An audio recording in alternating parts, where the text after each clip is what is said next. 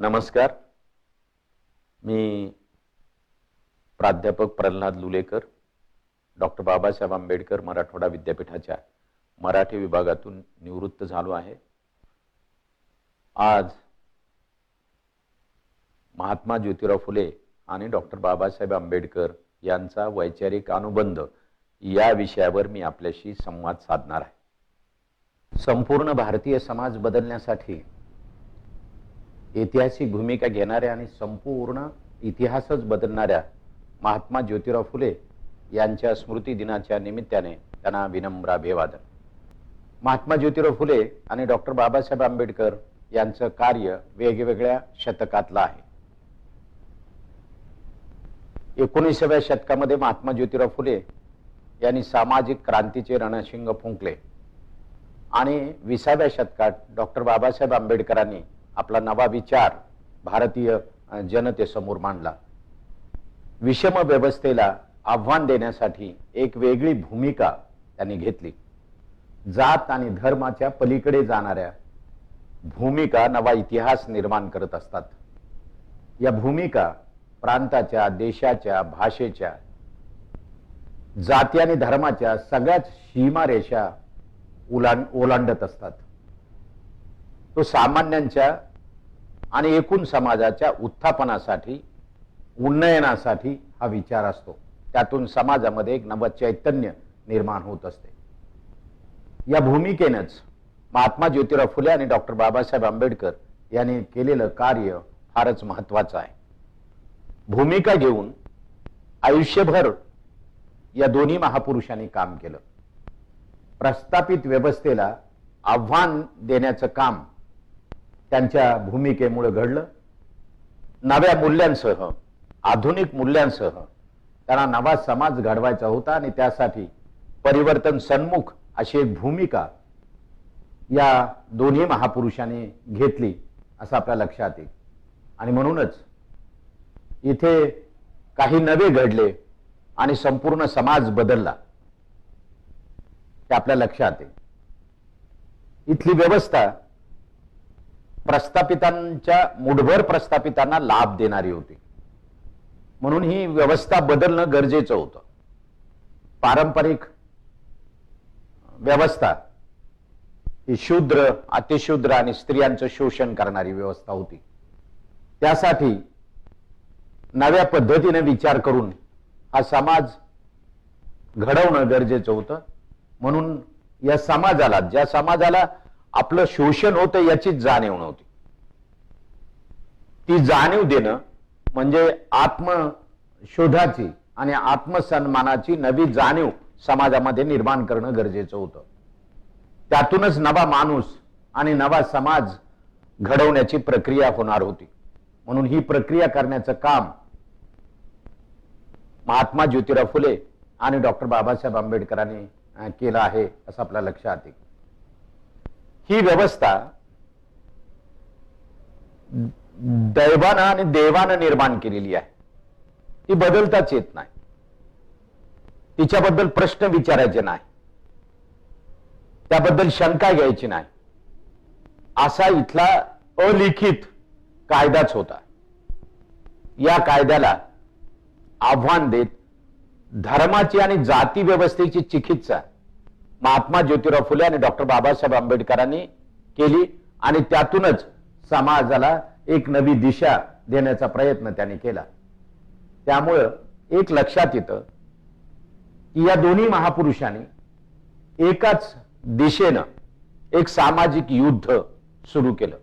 ते सामाजिक युद्ध एका दिशेनं, एका विचारानं आणि एकाच भूमिकेनं त्यांनी पार पाडलं आणि आधुनिक मूल्यासहित एक नवा समाज घडवण्याचं स्वप्न त्यांनी पाहिलं होतं. आज देशभर फुले आणि आंबेडकर या नावाची राजमुद्रा आहे. नव्हे, राजमुद्रेऐवजी समाजमुद्रा आहे, कारण यांचं राज्य नव्हतं. सामान्य कुटुंबातून आलेल्या या दोन महापुरुषांनी असामान्य असं कर्तृत्व गाजवलं आणि त्यामुळे देशाच्या केंद्रस्थानी ही समाजमुद्रा, फुले आंबेडकर नावाची समाजमुद्रा ठसठसीतपणे उमटली आहे असं आपल्या लक्षात येईल. 1890 साली महात्मा फुले यांचं निर्माण झालं आणि 1891 साली डॉक्टर बाबासाहेब आंबेडकरांचा जन्म झाला. एका महापुरुषाचा वैचारिक वारसा चालवण्यासाठी दुसऱ्या महापुरुषाचा जन्म झाला असंच म्हणावं, असा तो वैचारिक अनुबंध आहे. हा वैचारिक वारसा विचारांचा आहे आणि म्हणून हा वैचारिक वारसा देशाच्या दृष्टीने महत्वाचा आहे. बाबासाहेब आंबेडकर नाशिकचे येथे बोलताना म्हणाले होते एका प्रचार सभेमध्ये, 1951 साली या देशामध्ये ज्या लोकसभेच्या निवडणुका झाल्या, या निवडणुकीच्या सभेमध्ये बाबासाहेब आंबेडकर म्हणाले होते, आत्मविश्वासाने मी म्हणू शकेल की मीच तेवढा ज्योतिबांचा एकनिष्ठ राहिलो आहे. ही बाबासाहेबांची भूमिका वारसा सांगणारी आहे, ज्योतिराव फुल्यांचा वारसा सांगणारी आहे, हे आपल्या लक्षात येईल. त्यांना विचारलं होतं, डॉक्टर बाबासाहेब आंबेडकरांना जेव्हा विचारण्यात आलं की तुमची चळवळ सत्यशोधकाची चळवळ होऊ नये एवढीच आमची इच्छा आहे आणि त्यामुळे तुम्ही त्यापासून दूर राहावं, त्याला उत्तर देताना बाबासाहेब आंबेडकरांनी जे काही सांगितलं त्यावरून बाबासाहेब आंबेडकर आणि ज्योतिराव फुले यांचा वैचारिक अनुबंध अगदी स्पष्टपणे आपल्याला दिसतो. ते म्हणाले होते, आम्ही सत्यशोधकीच आहोत. सत्यशोधकी चळवळ म्हणजे समानतेची आणि सद्धर्माची चळवळ आहे.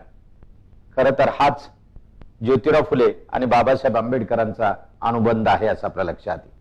हा अनुबंध अधिक स्पष्ट करण्यासाठी काही संदर्भ मुद्दा म्हणून तपासले पाहिजे. एक, या दोघांवरती संत कबीरांचा प्रभाव आहे. बाबासाहेब आंबेडकरांनी संत कबीरांना आपले गुरु मानलं. ज्योतिराव फुल्यांचं सगळं लेखन तपासलं तर आपल्या लक्षात येईल की त्यांच्यावरही संत कबीराचा प्रभाव आहे. आंबेडकरांचे वडील तर कबीरपंथीच होते आणि त्यातून दोघांच्या मध्ये कबीरांचा समान धागा आपल्याला सापडतो. अजून एक समान धागा आहे, तो म्हणजे दोघांवरही बुद्ध विचाराचा प्रभाव आहे. फुलेंच्या तत्वज्ञानात ठिकठिकाणी बुद्ध विचार जाणवतो. सार्वजनिक सत्य धर्म मध्ये सत्यवर्तनाचे 33 नियम ज्योतिरावांनी दिले. हे 33 नियम आणि बाबासाहेब आंबेडकरांनी दिलेल्या 22 प्रतिज्ञा या दोन्ही जर आपण तपासल्या तर लक्षात येतं की दोघांनीही ज्योतिराव फुल्यांच्या विचाराचाच प्रचार आणि दोघांचाही विचार पुन्हा एकदा दोघांनीही पुन्हा बुद्धांचा विचार मांडलेला आहे. सत्यशोधक चळवळ आणि डॉक्टर बाबासाहेब आंबेडकर या दोघांचा अनुबंध तपासताना आपल्या लक्षात येईल की बाबासाहेब आंबेडकरांना लहान वयातच बाल वयातच ज्योतिराव फुल्यांचा वारसा माहीत झालेला आहे. तो संस्कार त्यांच्यावर झालेला आहे. एक तर गोपाळ बाबा वलंकर हे रमाईचे जवळचे नातेवाईक म्हणजे सुभेदार रामजींचे नातेवाईक. या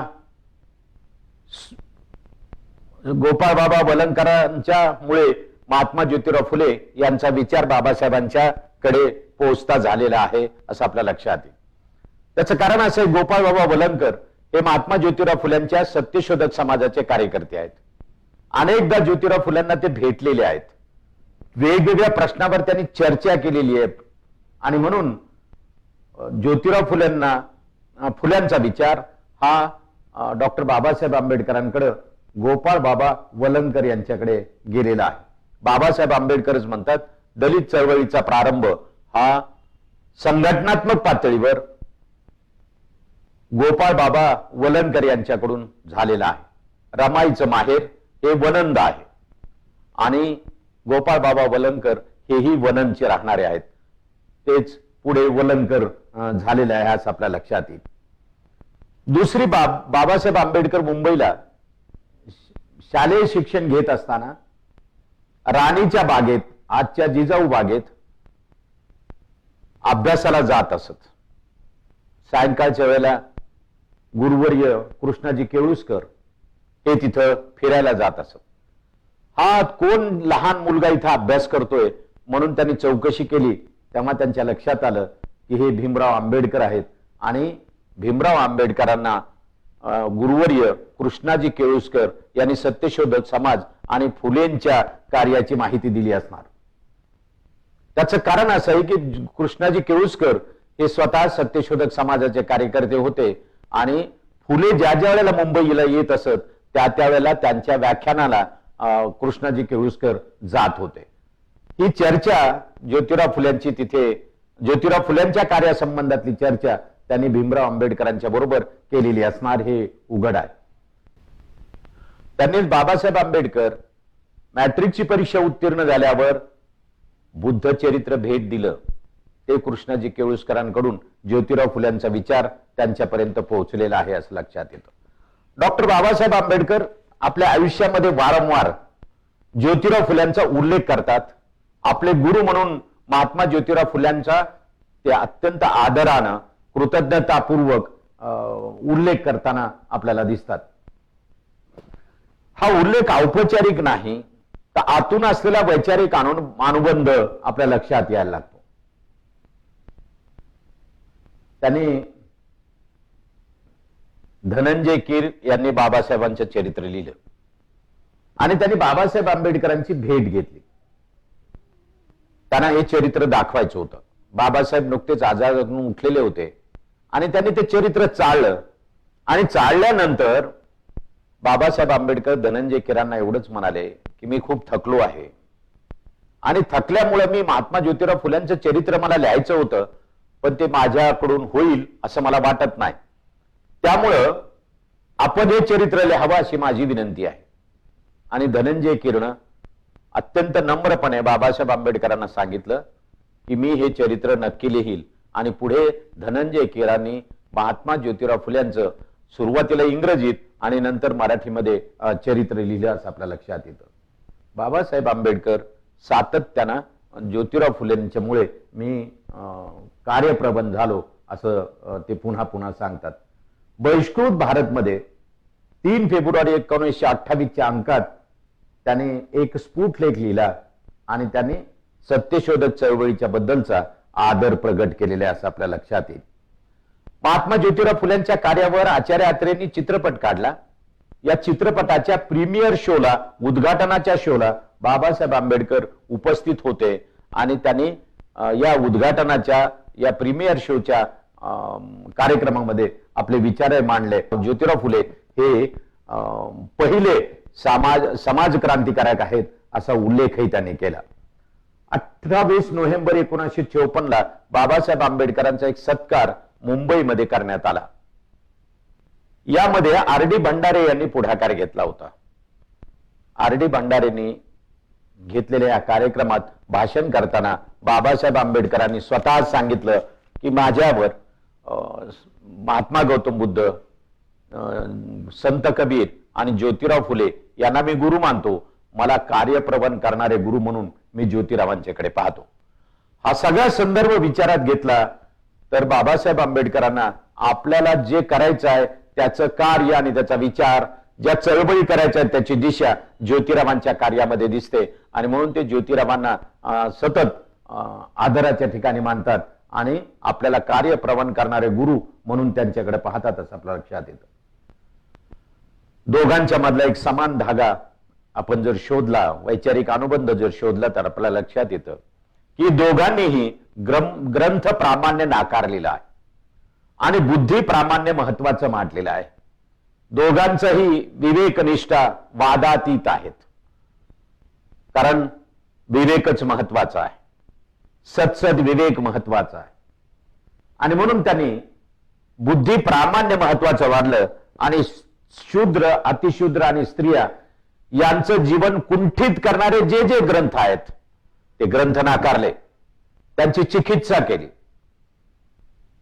त्यात वेद, पुराण, शास्त्र, स्मृती या सगळ्यांचाच उल्लेख ज्योतिराव फुल्यांनी खुल्लड ग्रंथ असा केला आणि ते ग्रंथ आम्हाला अमान्य आहेत, आम्ही त्याला नाकारतो असं स्पष्टपणे सांगितलं. माणसांमध्ये भेद करणाऱ्या सर्वच गोष्टी महात्मा ज्योतिराव फुल्यांनी नाकारल्या आणि बाबासाहेब आंबेडकरांनी वेद, शास्त्र, स्मृती, पुराण या सगळ्यांची चिकित्सा करताना एक वेगळी भूमिका घेऊन सगळ्या समाजाच्या मुक्ततेसाठी प्रयत्न केले असं आपल्या लक्षात येईल. या सगळ्या पुराण ग्रंथांच्या मधला मनुस्मृती हा अत्यंत वाईट ग्रंथ तोच जणू काही कायदा आणि समाज त्याप्रमाणे जगत होता. हा विषमतेला खतपाणी घालणारा, समाजामध्ये विषमता रुजवणारा हा ग्रंथ आहे. कुणीही तो ग्रंथ वाचला, शोषित समाजामधल्या, वंचित समाजामधल्या कुण्याही माणसानं तो ग्रंथ वाचला तर आजही चीड येईल इतकं भयंकर हे या ग्रंथामधल्या तरतुदी आहेत. म्हणून मनू कायदा असंच जणू काय त्याचं वर्णन सगळेजण करत होते. ज्योतिराव फुल्यांनी ही मनुस्मृती जाळली पाहिजे असं सांगितलं. त्यांनी एका अखंडामध्ये म्हटलंय, बंधू आर्य राया दयाबान भाबा जाळून टाकावा मनुग्रंथ. ज्या आर्याने हा ग्रंथ निर्माण केला त्यांनीच हा ग्रंथ जाळून टाकावा अशी भूमिका ज्योतिरावाने घेतली आणि बाबासाहेब आंबेडकरांनी या मनुस्मृतीचं दहन केलं.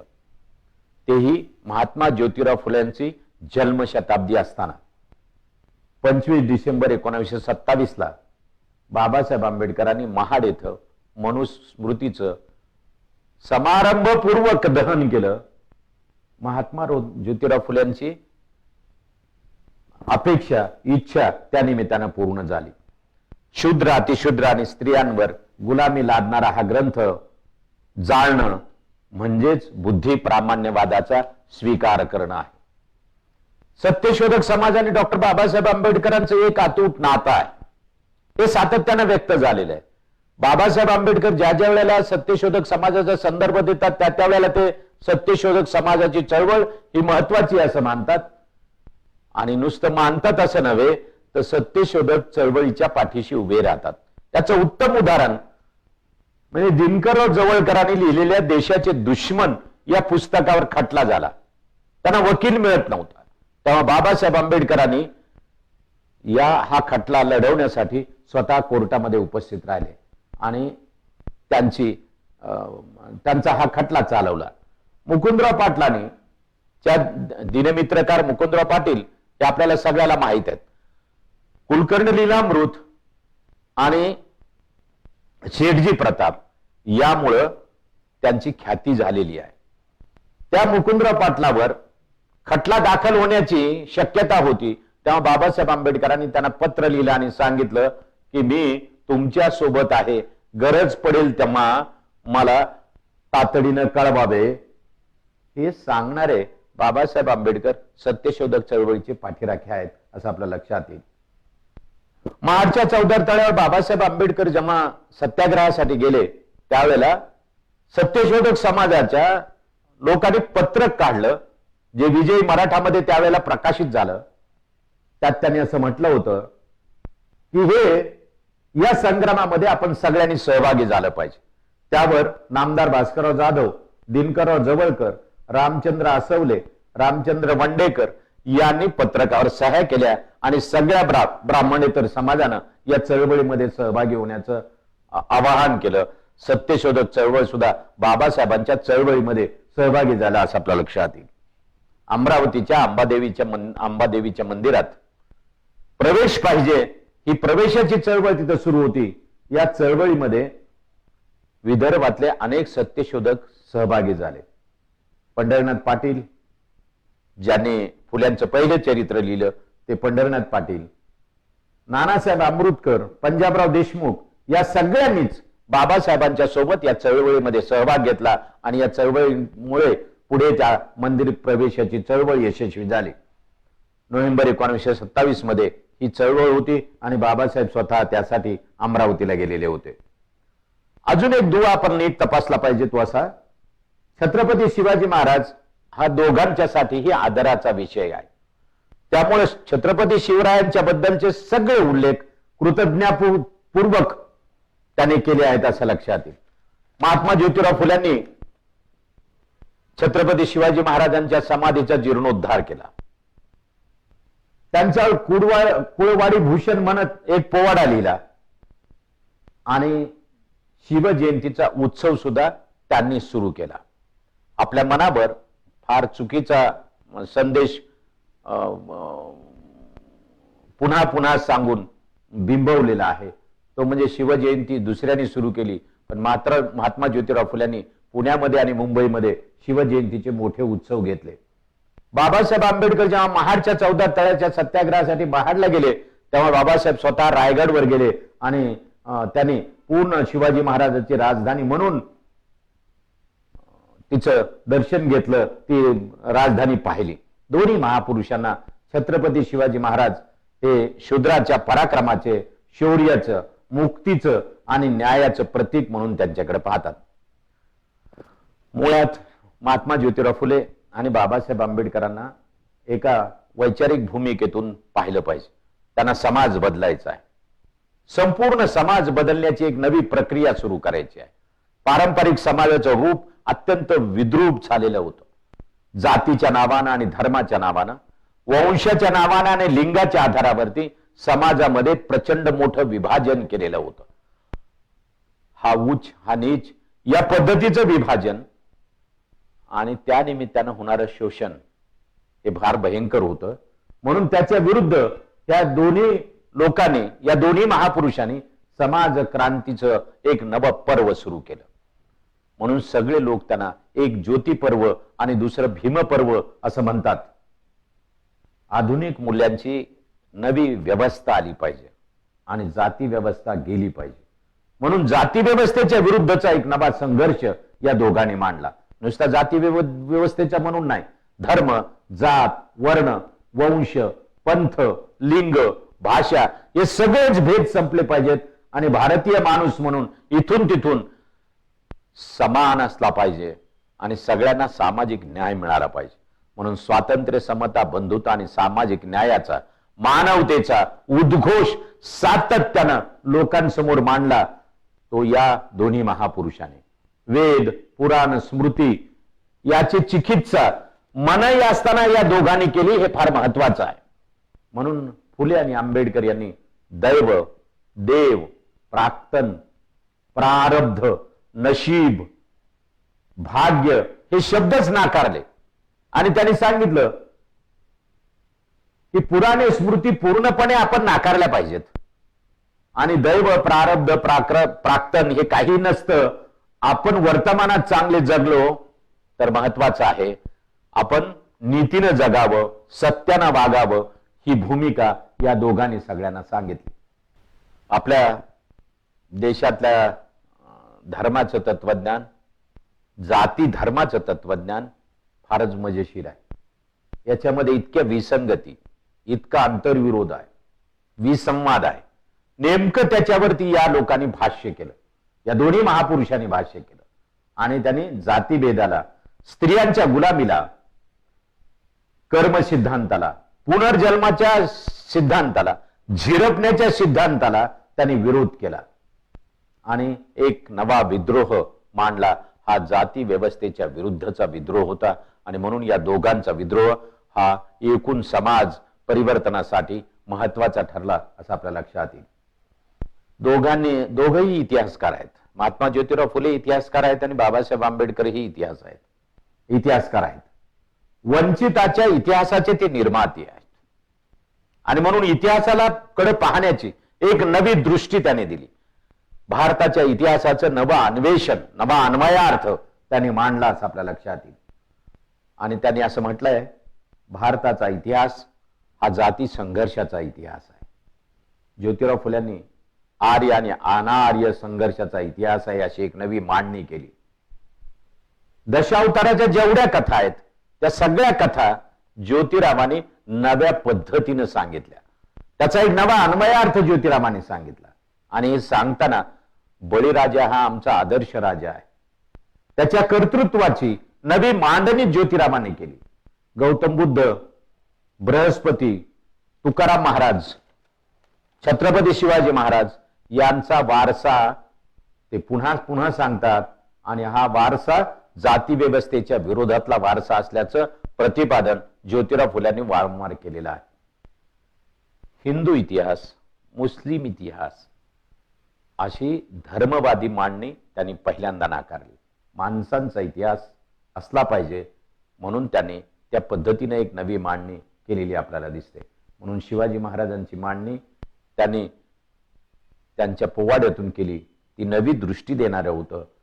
कुळवाडी भूषण, शेतकऱ्यांचा हित करता, चारित्र्य संपन्न, विलास शून्य कर्तृत्व संपन्न राजा अशी एक नवी छत्रपती शिवाजी महाराजांची प्रतिमा त्यांनी उभा केली आणि जाती विद्रोहाचा नवा इतिहास महात्मा ज्योतिराव फुल्यांनी मांडला.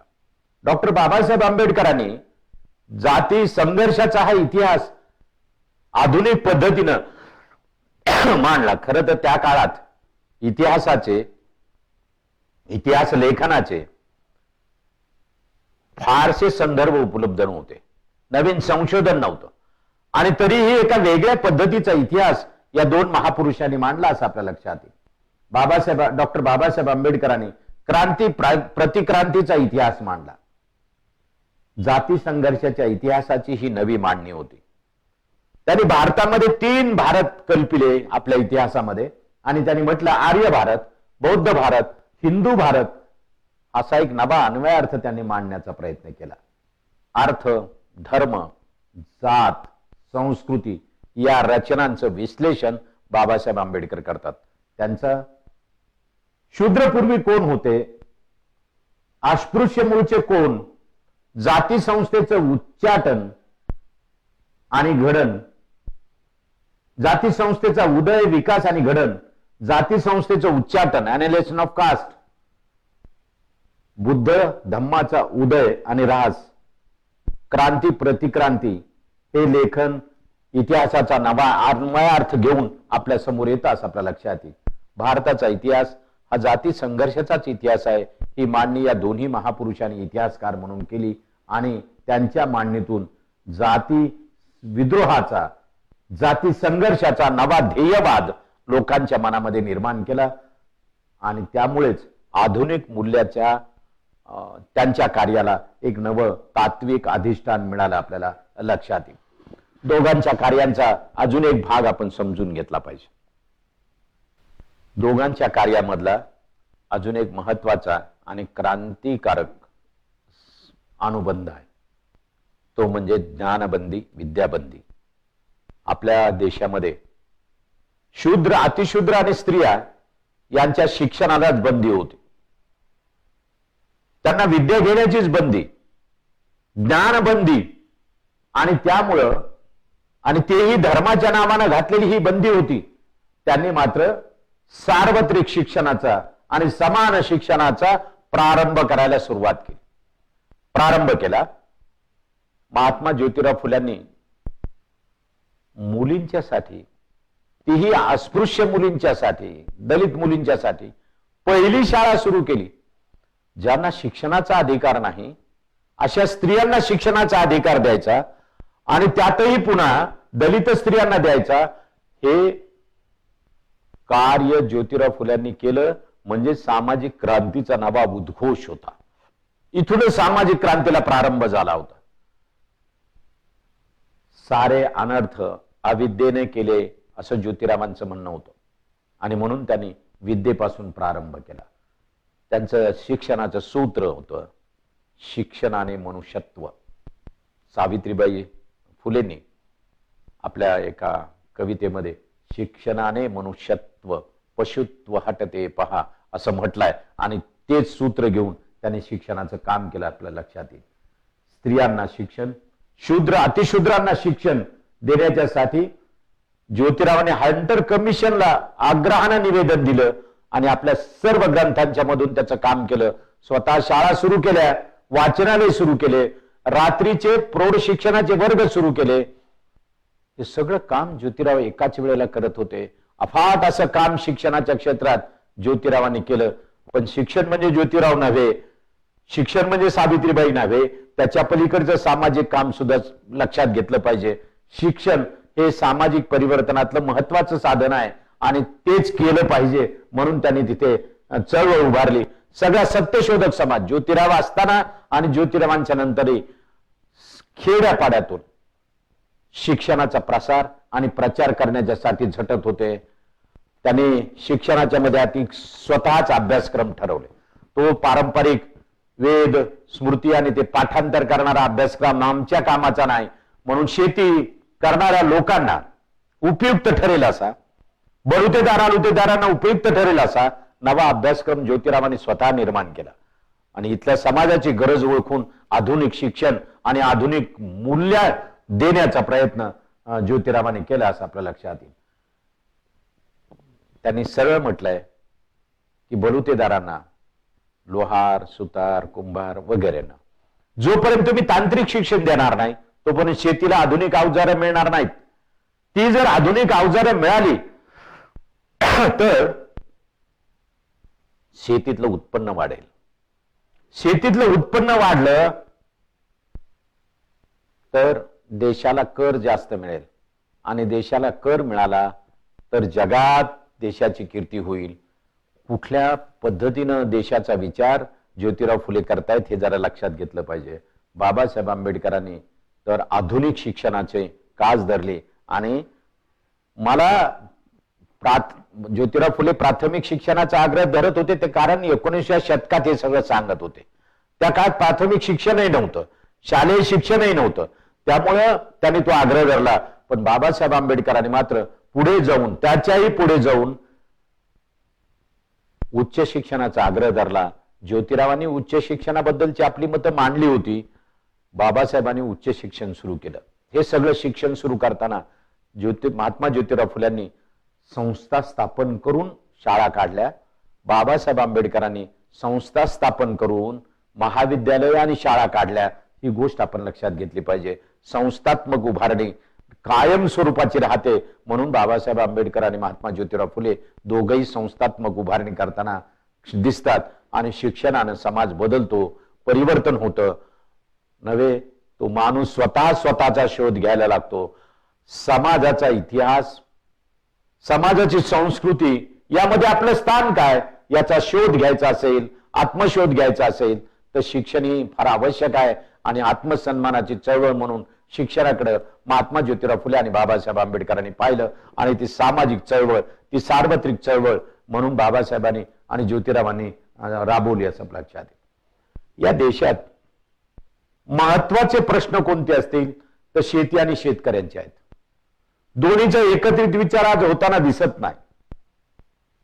आज तर वर्षभर शेतकऱ्यांनी आंदोलन केल्यानंतर कायदे परत घेतले. 750 शेतकऱ्यांनी हुतात्मे पत्करल्यावर आमच्या सरकारला जाग आहे. ब्रिटिशांनी शेती आणि शेतकऱ्याकडे दुर्लक्ष केलं.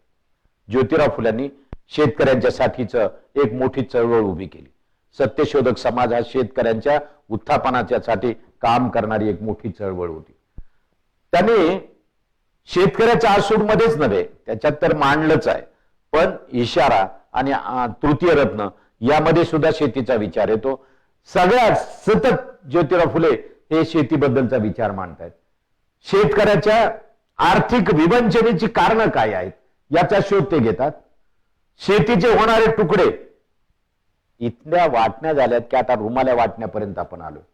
शेतीचे होणारे तुकडे, शेतीवर वाढणारा बोजा, सतत त्याच्यावरती भार वाढतो आहे. धारण क्षेत्र लहान लहान होत आहे आणि शेतीमालाला कधीच भाव मिळत नाही. आणि म्हणून मग त्यांनी या संबंधीची चिकित्सा त्यांनी केली. शेतीमालाला योग्य भाव मिळाला पाहिजे ही मागणी ज्योतिराव फुल्यांनी देशाच्या इतिहासात पहिल्यांदा केली. आणि शेतकऱ्याच्या आसूडमधून शेतकऱ्याबद्दलचं गंभीर चिंतन त्यांनी मांडलं. त्यांनी सरळ म्हटलंय की आमच्या शेतकऱ्याची अडवणूक करणारा सावकार, कर्मकांडाचा विळखा, काय इतकं कर्मकांड आमच्या मागे लागले, त्या कर्मकांडाचा विळखा, सरकार आणि सरकारी यंत्रणांचे शेतकरी विरोधी वर्तन, शेतकऱ्यांचं अज्ञान, शेतीला पाणी नाही. आणि म्हणून त्यांनी या पद्धतीची चिकित्सा करून शेती संदर्भातलं नवं तत्वज्ञान आणि नवं चिंतन तुम्हा आम्हाला दिलं. माती आडवा, पाणी जिरवा असा एक सिद्धांत ज्योतिरावांनी मांडला. आपल्याकडं पाणी आडवा, पाणी जिरवा असं सांगितलं जातं, तसं नाही आहे. माती आडवा, पाणी जिरवा यासाठी त्यांनी सांगितलं की डोंगरावरून वाहत जाणारं पाणी आडवा, कचरा आडवा, शेतकऱ्यांच्या समोर मरणारी जनावरं, छोटी जनावरं, पाखरं याचे हाडं बिडं कुजू द्यात तिथं आडवून, डोंगरावरून येणाऱ्या पात, त्याच्यामुळे जमिनीचा कस वाढेल. बंधारे बांधावेत, छोटे तलाव बांधावेत, तळी उभी करावीत आणि पाटबंधारे खाते जे ब्रिटिशांचा इरिगेशन खातं त्याचं वर्तन सुधारलं पाहिजे आणि शेतकऱ्यांचे प्रश्न त्यांनी समजून घेतले पाहिजेत. पाणी शेतकऱ्यांनी सुद्धा पाणी जपून वापरावं. बंधाऱ्याचं जे पाणी मिळतं ते अनावश्यकपणे ते वाया जाणार नाही, कारण ती आपली संपत्ती आहे, हे सांगणारे ज्योतिराव आहेत. डॉक्टर बाबासाहेब आंबेडकरांनी तर मोठ्या प्रमाणात शेतीचा विचार केला. लहान शेतकऱ्याच्या समस्या आणि त्यावरील उपाय हा त्यांचा शोधनिबंध जागतिक पातळीवर गाजलेला आहे. या भारतातील छोट्या छोट्या शेतकऱ्यांच्या ज्या समस्या आहेत त्या त्यांनी मांडलेल्या आहेत. महसूल कर कायद्यामध्ये सुधारणा करावी, कमी उत्पन्न गटातील शेतकऱ्यांचा शेतसारा माफ करावा, शेतीमालाला योग्य भाव द्यावा, महसूल खात्याचं मॅजिस्ट्रियल अधिकार जे आहेत ते काढून घ्यावेत, दंडाधिकाऱ्यांचे अधिकार काढून घ्यावेत, पीक विमा द्यावा, मार्केट कमिटी, खरेदी विक्री संघ सारख्या संस्था निर्माण कराव्यात, जमिनीचं राष्ट्रीयकरण करावं आणि शेती सहकारी तत्वावर करावी. यासह अनेक गोष्टी डॉक्टर बाबासाहेब आंबेडकरांनी सांगितल्या. खते, बी बियाणं, अत्याधुनिक पद्धतीची अवजारं मिळाली पाहिजेत, बी बियाणं मिळाली पाहिजे. जे ज्योतिराव म्हणत होते, बाबासाहेब आंबेडकर तेच सांगतायत की खतं, बी बियाणं आणि अवजारं ही आधुनिक मिळाली पाहिजेत, पण शासनाने त्याची व्यवस्था केली पाहिजे. ही मागणीही बाबासाहेब आंबेडकरांनी केली. शेती आणि शेतकरी यांचा विचार डॉक्टर बाबासाहेब आंबेडकर आणि ज्योतिरावांनी केला. बाबासाहेब आंबेडकरांनी या देशातला शेतकऱ्यांचा पहिला मोर्चा मुंबईमध्ये काढला आपल्या मागण्यांसाठी, आणि ते मागण्याचं निवेदन आजही उपलब्ध आहे. महाराष्ट्र शासनानं प्रकाशित केलेल्या बाबासाहेब आंबेडकरांची भाषणे आणि लेखन या खंडामध्ये ते उपलब्ध आहे. ते आपण जरूर वाचावं. मागण्या कशा कराव्यात हे सुद्धा ते निवेदन शिकून जातं. शेतकऱ्यांबद्दल आणि शेतीबद्दलचं गंभीर चिंतन महात्मा ज्योतिराव फुले आणि डॉक्टर बाबासाहेब आंबेडकरांनी केलं असं आपल्या लक्षात येईल. पाणी हे फारच महत्वाचा विषय आहे. खरं तर आपल्याकडं पाणी हा विषय सोहळ्या ओवळ्याचा व्हावा का? पुणे म्युनिसिपाल्टीच्या नळावर पाणी भरण्यासाठी अस्पृश्यांना बंदी घातली, आणि जे अस्पृश्य लोक होते ते तिथं गोधड्या धुत होते, पाणी वाया जात होतं, पण अस्पृश्यांना मात्र त्याला हात लावता येत नव्हता. ही सोहळा आणलं कुठून? ज्योतिरावांनी या विरुद्धच बंद केलं आणि सांगितलं की कुठेही पाणी भरा, काय होईल ते पाहू. पाणी हा सोहळ्याला आणि स्पर्शबंदीला त्यांनी विरोध केला. 1868 साली त्यांनी स्वतःच्या वाड्यातील, फुले वाड्यातील विहीर सर्वांसाठी खुली केली. हे खरं तर मोठं पाऊल होतं. क्रांतीचा तो प्रारंभ होता की आम्ही अस्पृश्यता पाळत नाही आणि हे सगळं फेकून देतो. बाबासाहेब आंबेडकरांनी महाडच्या चौदार तळ्यावर 1927 साली सत्याग्रह केला आणि त्या 14 तळ्याचं पाणी घेतलं. तिथून विद्रोहाचं पाणी देशभर पेटत गेलं.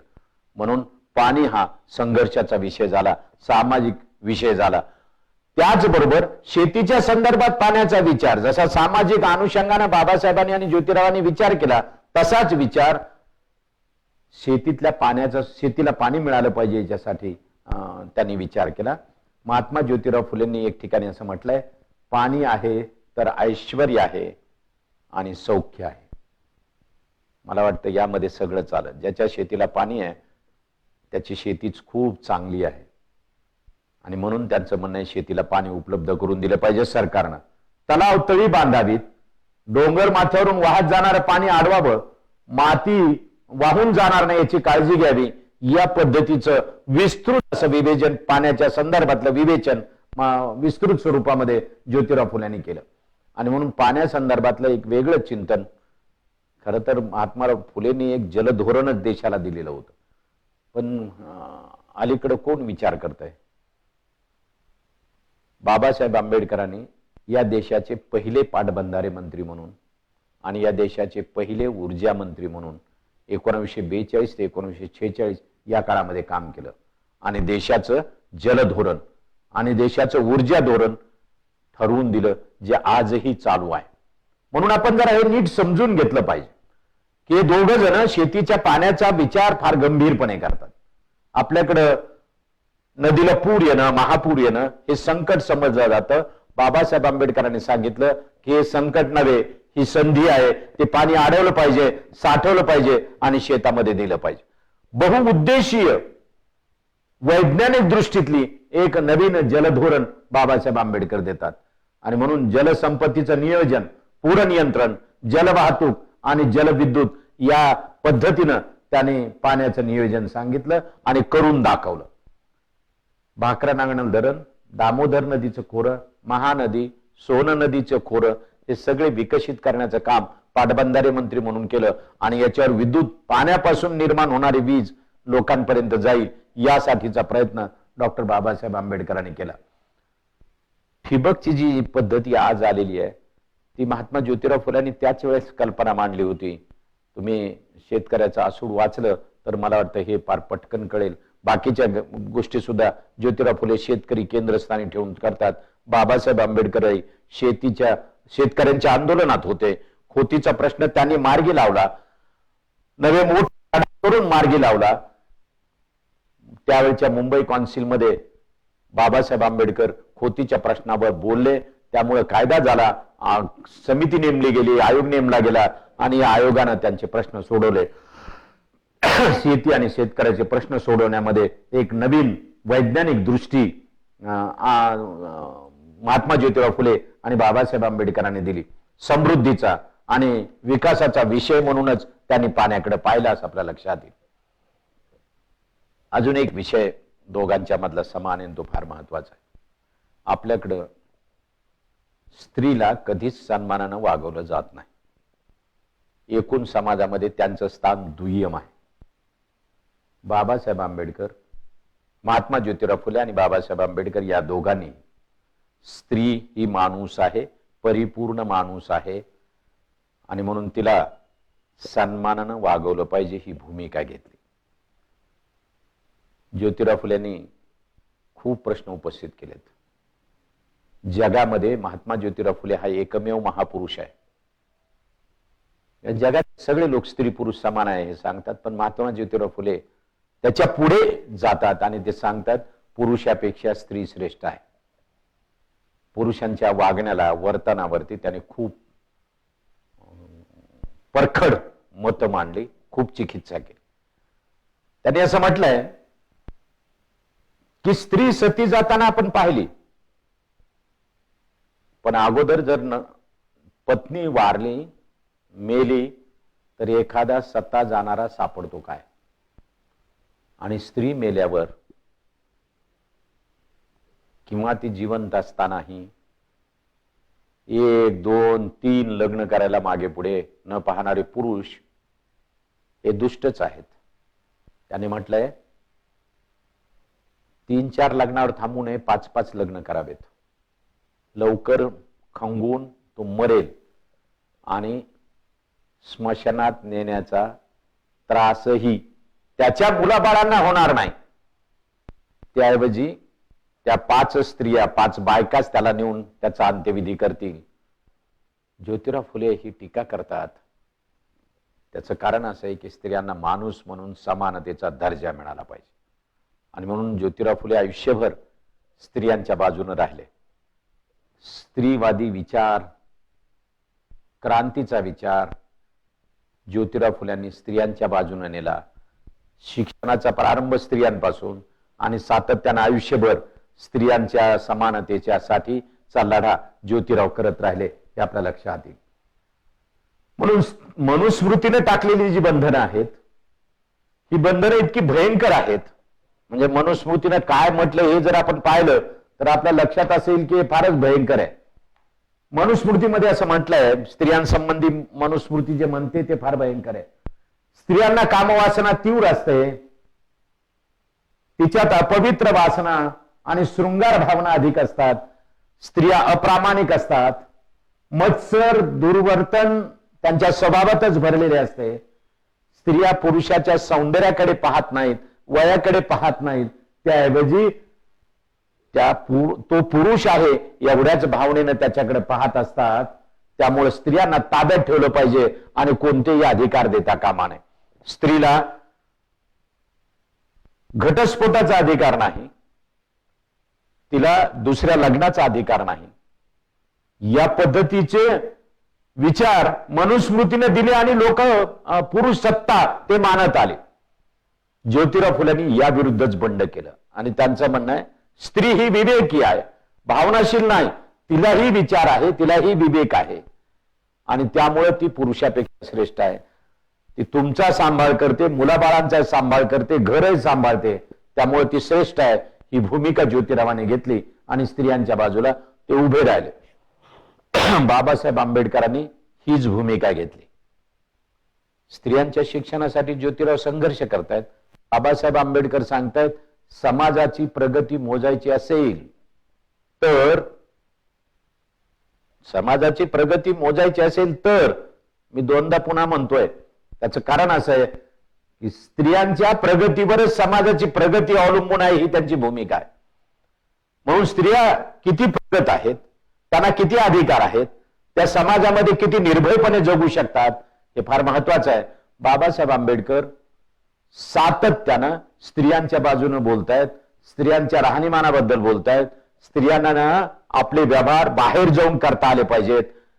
एक ठिकाणी तर त्यांनी सांगितले प्राध्यापकांनी अध्ययन, अध्यापनात आणि संशोधनात वेळ द्यावा, आलेला पगार बायकोकडे द्यावा आणि बायकांनी बाहेरचे सगळे व्यवहार शिकावेत, त्यामुळे त्यांना एक नवं शहाणपण, व्यावहारिक शहाणपण येऊ शकेल. बाबासाहेब आंबेडकर आणि ज्योतिराव फुले दोघेही स्त्रियांच्यासाठी त्या पद्धतीने विचार करतात. बाबासाहेब आंबेडकरांनी हिंदू स्त्रियांच्या अवनतीला जबाबदार कोण असा एक लेख लिहिला आणि या लेखामध्ये मनुस्मृती कशी चुकीची सांगते हे सांगत स्त्री ही माणूस आहे आणि तिला बरोबरीने वागवलं पाहिजे, ही भूमिका एका रिसर्च आर्टिकल मध्ये, एका संशोधनपर लेखामध्ये मांडतात. ही बाब आपण लक्षात घेतली पाहिजे. दोघांनीही लहान वयात लग्न करण्याला विरोध केला, हे जरा लक्षात घेतलं पाहिजे.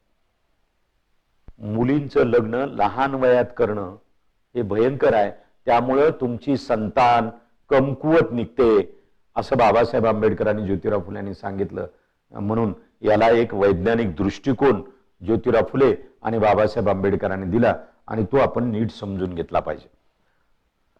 स्त्रियांच्यासाठी हिंदू कोड बिलाची तरतूद डॉक्टर बाबासाहेब आंबेडकरांमुळे झाली.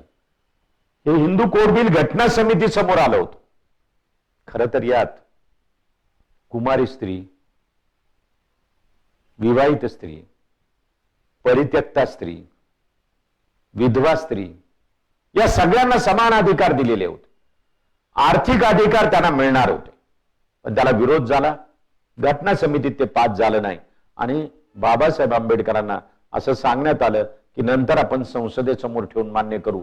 संसदेत त्यांनी अनेक वेळा हा मुद्दा मांडला, पण बाबासाहेब आंबेडकरांनी मुद्दा मांडूनही त्या काळात संसदेने त्याला मान्यता दिली नाही. बाबासाहेब आंबेडकरांच्या महापरिनिर्वाणानंतर अनेक ठिकाणी अनेक तरतुदी कपात करून त्यांनी हिंदू कोड बिल मान्य झालं.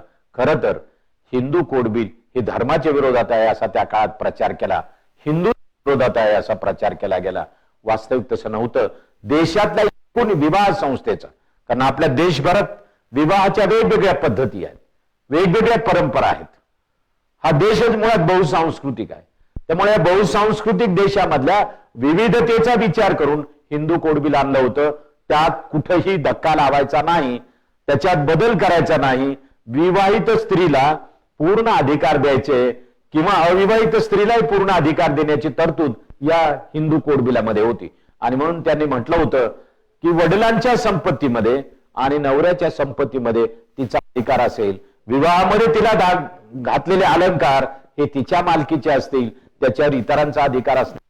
या सगळ्या तरतुदी बाबासाहेबांनी केल्या होत्या. याचा अर्थ एवढाच म्हणतोय मी की स्त्रियांच्या बाजूला उभा राहणारे बाबासाहेब, डॉक्टर बाबासाहेब आंबेडकर म्हणजे स्त्रियांच्या मुक्तीचा लढा लढणारा महान योद्धा आहे. दोन्ही योद्ध्यांनी स्त्रियांच्या बाजूला काम केलं असं आपल्या लक्षात येईल. म्हणून बाबासाहेब आंबेडकर असोत का महात्मा ज्योतिराव फुले असोत, स्त्रियांची एवढी बाजू घेत आहेत. आजही स्त्रियांना बाबासाहेब आंबेडकर किंवा महात्मा ज्योतिराव फुले हे आपले मुक्तिदाते आहेत ही भूमिकाच कळत नाही. खरं तर सर्व स्त्रियांनी आपला मुक्तिदाता म्हणून ज्योतिराव फुले, आपला मुक्तिदाता म्हणून बाबासाहेब आंबेडकर यांच्याकडे पाहिलं पाहिजे आणि त्यांचं कार्य सातत्यानं आपल्या स्मरणात ठेवलं पाहिजे. इतकं महान कार्य या दोघांनी केलेलं आहे. बाबासाहेब आंबेडकर एक गोष्ट लक्षात घ्या की शिक्षणाच्या मध्ये मुलांना शिष्यवृत्ती दिली जात होती ब्रिटिशांच्या काळात, स्कॉलरशिप दिली जात होती. ज्योतिराव फुल्यांचं म्हणणं होतं की स्कॉलरशिप ची सूत्र बदला, ती योग्य पद्धतीने दिली जात नाही. ज्यांना घरामध्ये कुणी शिकलेलं नाही अशा मुलाला तुम्ही गुणवत्तेच्या यादीत यायला सांगता. तेव्हा शूद्र, अतिशूद्र आणि स्त्रिया यांच्यासाठीच्या शिष्यवृत्तीच्या नव्या तरतुदी केल्या पाहिजेत आणि त्यांना वेगळी शिष्यवृत्ती दिली पाहिजे. याचा अर्थ असा आहे की शिष्यवृत्तीची मागणी ज्योतिराव फुल्यांनी पहिल्यांदा या देशात केली.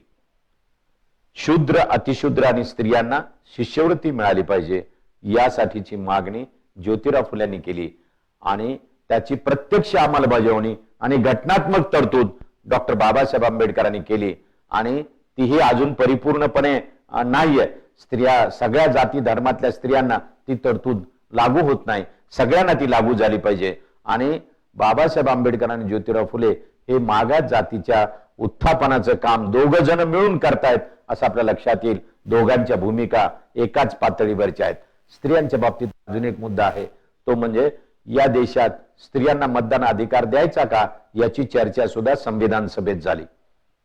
जेव्हा ही चर्चा चालू होती तेव्हा स्त्रिया शिकलेल्या नाहीत, त्या नवऱ्याचं ऐकून, बापाचं ऐकून, मुलाचं ऐकून मतदान करतील म्हणून त्यांना मतदानाचा अधिकार देऊ नये इथपर्यंतची चर्चा झाली होती. बाबासाहेब आंबेडकरांनी स्त्री ही परिपूर्ण माणूस आहे तेव्हा त्यांना मतदानाचा अधिकार दिला पाहिजे आग्रहानं प्रतिपादन केलं आणि स्त्री पुरुष हा भेद न ठेवता दोघांनाही मतदानाचा अधिकार दिला. त्यामुळे स्त्री आज समान आहे आणि तुमच्या माझ्या बरोबरीची आहे ही गोष्ट आपल्या लक्षात घेतली पाहिजे. महात्मा ज्योतिराव फुले आणि बाबासाहेब आंबेडकर या दोघांनी सामाजिक क्रांतीचं एक स्वप्न पाहिलं. हे स्वप्न इतिहास बदलणारं होतं. वंचितांना संधी द्या आणि त्यांना आपल्या बरोबरीचं माना. तुमच्यापेक्षा मोठा नका मानू पण तुमच्या बरोबरीचं माना एवढी अपेक्षा करणं, यासाठी संघर्ष करणं हे फार महत्वाचं होतं आणि त्यामुळे भारताचा इतिहास बदलला. भारताच्या इतिहासामध्ये कधीही घडलं नव्हतं. शूद्र, अतिशूद्रांच्या साठीचा नवा इतिहास निर्माण करण्याचं काम या दोघांनी केलं. ते करत असताना दोघांनीही एक वैचारिक भूमिका घेतली आणि मला वैचारिक भूमिका या देशासाठी महत्वाची होती. एक गोष्ट आपण लक्षात घ्या, हू वेअर शूद्राज हा ग्रंथ डॉक्टर बाबासाहेब आंबेडकरांनी लिहिला. ते हू वेअर शूद्राज म्हणले की लोकांना शूद्र म्हणजे दलित असं वाटायला लागतं, तसं नाही आहे. अतिशूद्र म्हणजे दलित आहे फुल्यांच्या भाषेत आणि शूद्र म्हणजे मधला जो वर्ग आहे ज्यांना धार्मिक अधिकार नाहीत पण बाकी तो सवर्ण आहे. आजच्या भाषेत, शासनाच्या भाषेत सांगायचं ते ओबीसी आहेत. या ओबीसींना, ओबीसी कोण आहेत, शूद्र मूळचे कोण आहेत? हू वेअर शूद्राज हा ग्रंथ बाबासाहेबांनी लिहिला. त्याला बाबासाहेबांनी हा ग्रंथ लिहू नये कारण ओबीसी वाले जागे झाले तर काय, ते सत्तेत येतील. तेव्हा आजचं केंद्र शासन सुद्धा तसंच आहे की ओबीसीची जनगणना जातनिहाय जनगणना करायचीच नाही. सगळा देश मागणी करतोय. महाराष्ट्र, आंध्र प्रदेश, बिहार, ओरिसा यासह अनेक राज्यांनी जातनिहाय जनगणना करा म्हणून सांगितलं तरी केंद्र सरकार ते करायला तयार नाही. बाबासाहेबांनी शूद्र कोण आहेत याचं मूळ ऐतिहासिक दृष्ट्या सिद्ध केलं आणि हा ग्रंथ अर्पण करताना त्यांनी महात्मा ज्योतिराव फुल्यांना अर्पण केला. महात्मा ज्योतिराव फुलेंना अर्पण करताना त्यांनी जे म्हटलंय ते फार महत्वाचं आहे. त्यांनी असं म्हटलंय, अर्पण पत्रिकाच आपल्याला वाचून दाखवतो. आधुनिक भारतातील एक महान शूद्र महापुरुष ज्याने हिंदू समाजातल्या खालच्या वर्गातील लोकांच्या गुलामगिरीची जाणीव त्यांना आणि उच्चवर्णीय समाजातील लोकांना करून दिली आणि या देशाला स्वातंत्र्यापेक्षा प्रथम सामाजिक लोकशाहीची अत्यंत जरुरी आहे हा मूलमंत्र दिला. महात्मा ज्योतिराव फुल्यांना सामाजिक लोकशाही पाहिजे होती. नेमकं पुढे आपली लोकशाही जीवन प्रणाली आपण स्वीकारली. ही सामाजिक लोकशाहीची कल्पना ज्योतिराव फुले मांडतात त्यावेळेला आपल्या देशात सामाजिक लोकशाहीची कल्पनाच नव्हती. उलट ती युरोप खंडामध्ये मार्क्सवादाला विरोध म्हणून सामाजिक लोकशाहीची कल्पना आली होती आणि ती कल्पना इथे ज्योतिराव फुल्यांनी दिली. उच्चवर्णीयांना सुद्धा वाटायला लागलं की नाही, आपण खालच्या लोकांना एवढं वाईट वागवता कामा नये आणि म्हणून ते सुद्धा त्यांच्याशी वागण्यामध्ये वर्तनामध्ये बदल करतील काय अशी एक अपेक्षा होती. आपल्याकडं समता, स्वातंत्र्य, बंधुता, सामाजिक न्याय, मानवता या मूल्यांच्यासाठी लढा देणारे कोण असतील तर ते महात्मा ज्योतिराव फुले आणि बाबासाहेब आंबेडकर आहेत. या दोघांच्या मध्ये एक वैचारिक अनुबंध आहे. हा वैचारिक अनुबंध त्यांच्या विचारात आहे, त्यांच्या चळवळीत आहे. बाहेरच्या देशामधले विचारवंत खूप मोठे असतील, मार्क्स सहित, हेरॉल्ड जेलास्की सहित, मॅकॅव्हेली सहित, काय काय अनेक नाव आहेत. पण भारतामधले हे जे महापुरुष आहेत, महात्मा ज्योतिराव फुले आणि बाबासाहेब आंबेडकर, हे समाजाला विचार देतात, क्रांतीचा विचार देतात आणि दुसऱ्या बाजूला स्वतः चळवळी उभ्या करतात. मला वाटतं विचार देणं आणि त्या विचाराप्रमाणे चळवळी करणं हे फार महत्वाचं असतं. कारण समाज जेव्हा कुंठित असतो तेव्हा त्याला चालना द्यावी लागते, त्याच्या चैतन्य निर्माण करावं लागतं आणि हे चैतन्य महात्मा ज्योतिराव फुल्यांनी आणि बाबासाहेब आंबेडकरांनी केलं. जेव्हा संबंध व्यवस्था विरोधात असते तेव्हा चळवळी अवघड असतात, कठीण असतात. महात्मा ज्योतिराव फुल्यांनी पुण्यासारख्या कर्मठ शहरामध्ये एक मोठी चळवळ उभी केली, ती देशभर गेली. अनेकांना असं वाटतं की फुल्यांची चळवळ महाराष्ट्रापुरती होती. असं नव्हतं. फुले जिवंत असतानाच फुल्यांची चळवळ भारतामध्ये पोहोचलेली होती. 1925 साली पुणे महापालिकेनं महात्मा ज्योतिराव फुल्यांचा पुतळा बसायला विरोध केला.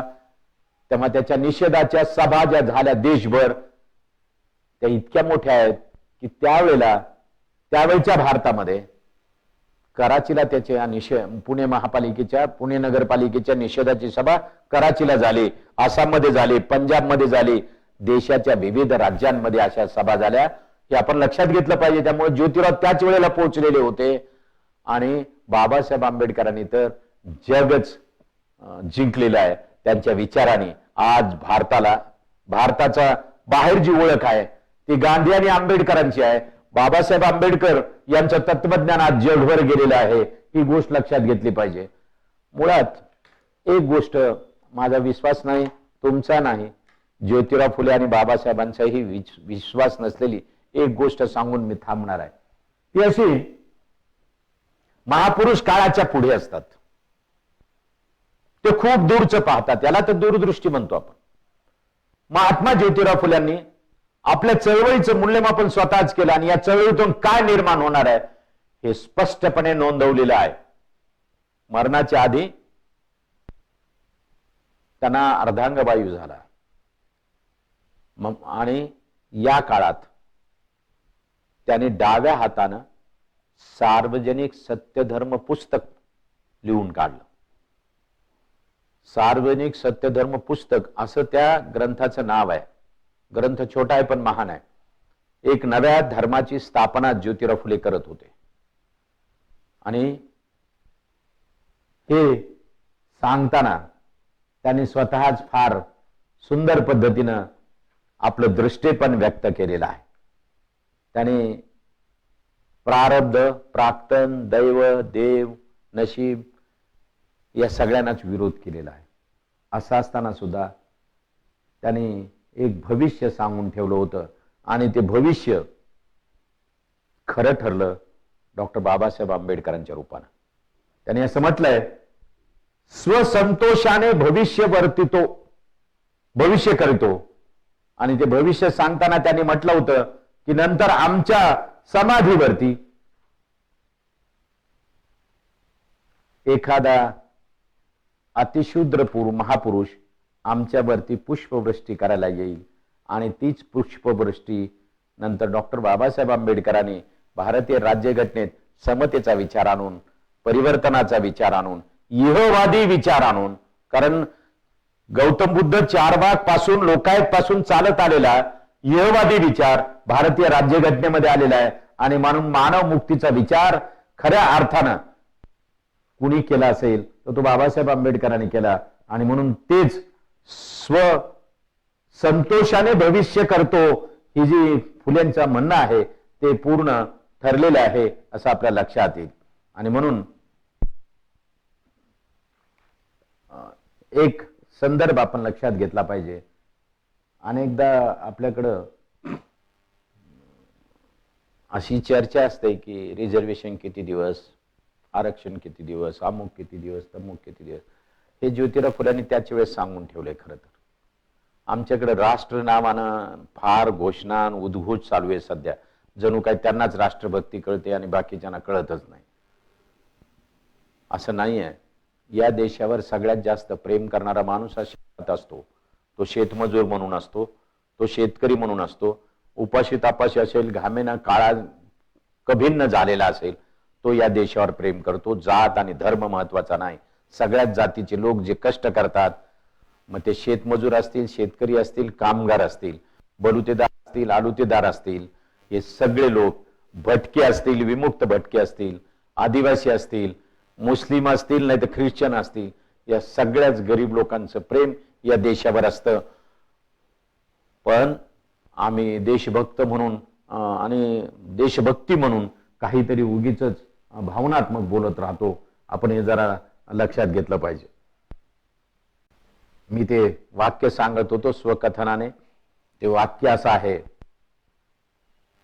याला उपाय आर्यभट्टांनी नीच मानलेल्या सर्व शूद्रातिशूद्रांसह भिल्ल, कोळी वगैरे बांधवांनी आपापल्या कन्यापुत्रास शाळेत पाठवून त्या सर्वात सत्यज्ञान शिकवण्याचा आरंभ करावा.